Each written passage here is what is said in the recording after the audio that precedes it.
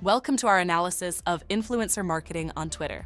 This study investigates the extent of undisclosed sponsorship, revealing that a staggering 96% of sponsored posts remain undisclosed, despite regulatory efforts to enforce transparency.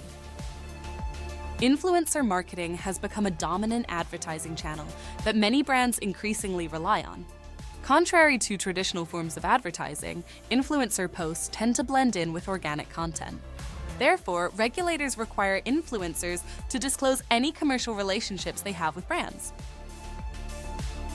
We collect a unique and very large dataset of over 100 million posts from 268 brands over an 8-year period.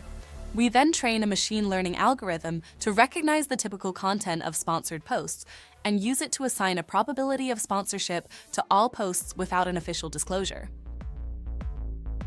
We find that undisclosed sponsored content is prevalent. 96% of all sponsored content lacks an appropriate disclosure.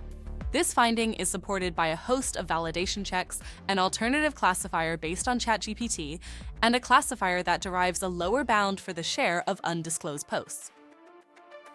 With our classification at hand, we proceed to analyze the correlates of disclosure behavior. We find that despite stronger regulation, disclosure behavior improved only very slightly over time. We also document that young brands with a large Twitter following are less likely to disclose.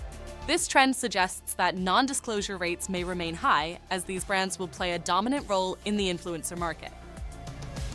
Finally, we run an online survey and find that a substantial number of consumers are not able to detect commercial content when it lacks disclosure.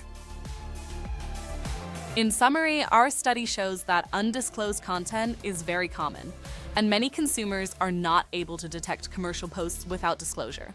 Although there are some mild signs of improvement over time, the fact that young brands with a large Twitter following have worse disclosure behavior might be a worrying sign for the future.